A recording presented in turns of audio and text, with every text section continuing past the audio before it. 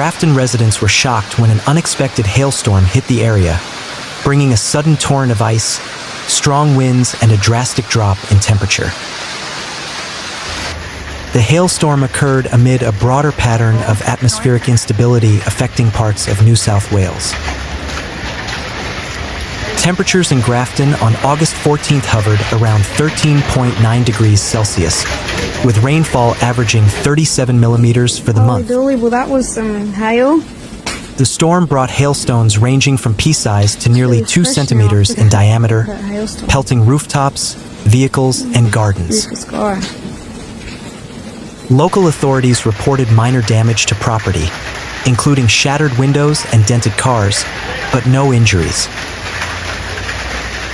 According to meteorologists, the hailstorm was triggered by a convergence of cold upper-level air and warm surface temperatures,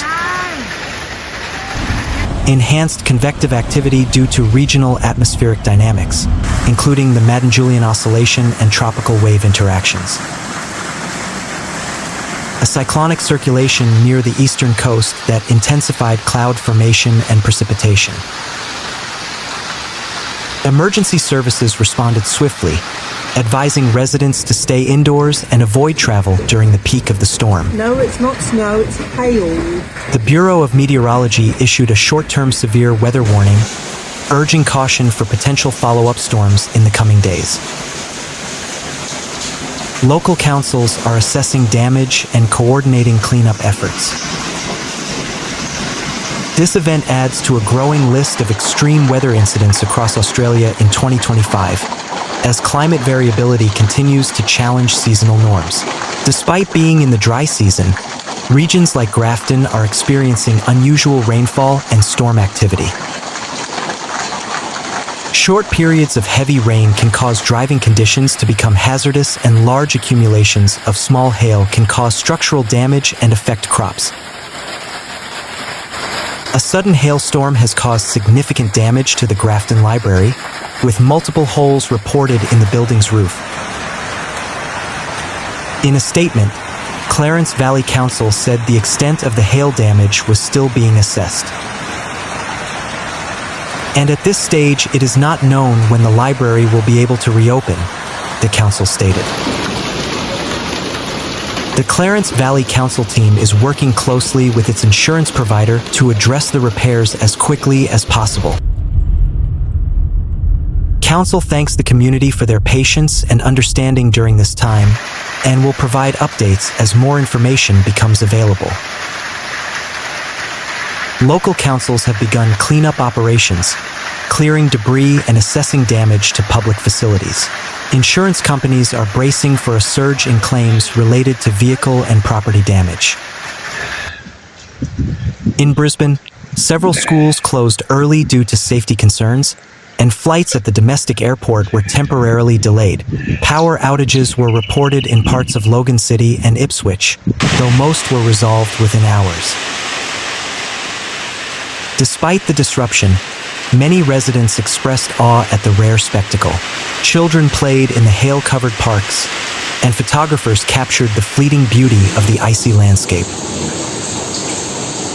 BOM has issued a weather advisory for continued rainfall and potential thunderstorms through the weekend. Residents are urged to stay indoors during severe weather, secure loose outdoor items, and avoid driving in hail-prone conditions.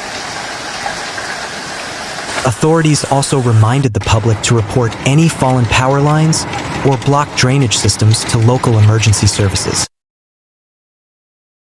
As Australia navigates an increasingly unpredictable climate, hailstorm serves as a stark reminder of nature's volatility and the importance of preparedness in the face of the unexpected.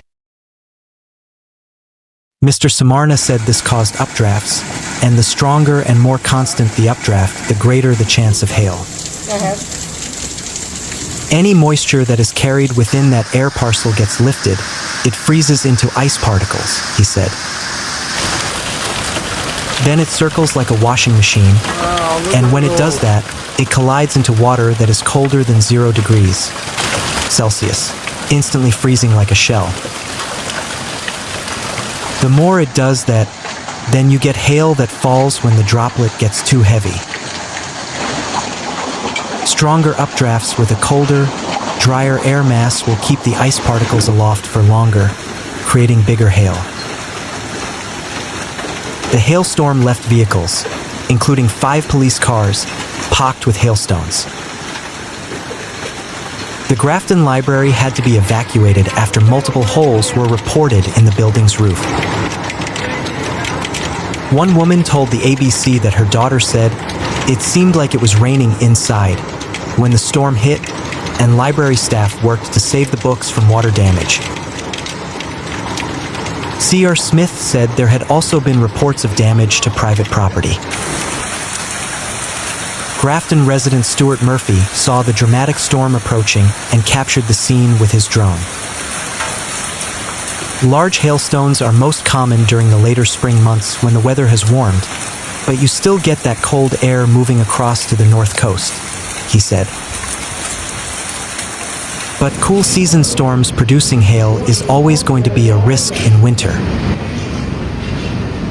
Mr. Samarna said winter hailstorms were caused by upper cold air from the Antarctic moving over an area like northern NSW that had relatively warmer air. When you have cold air above warm air, the potential for thunderstorms increases quite a lot, he said. It felt like a summer storm in winter. It was like a mixing of the seasons, Mr. Murphy said. It wasn't the largest hail I've ever seen, but it was certainly the greatest volume of hail I've ever seen. Mr. Samarna said a warming atmosphere would lead to more severe thunderstorms. The Grafton hail dump came less than a fortnight after snow fell within a couple of hours' drive of the city. Mr. Samarna said while the northern tablelands regularly got snow flurries, the amount of snow that fell in places like Gyra and Armadale was highly unusual. It was a once-in-a-generation event, he said. He said while storms that formed hail needed a cold air mass to move over a warm air mass to form snow on the northern tablelands, it was almost the reverse. You need a large conveyor belt of warm tropical air over that drier, colder surface to get snow, Mr. Samarna said. The cold air mass that caused the storms over NSW, from the Hunter region north to the border, is expected to move east on Friday. Winter is a quiet time for thunderstorm activity in eastern Australia because there is less atmospheric instability and surface heating for the storms to develop compared to spring and summer. However, there are rare cases where all of the ingredients come together to cause severe winter thunderstorms over parts of eastern Australia, and this unusual situation is happening this week.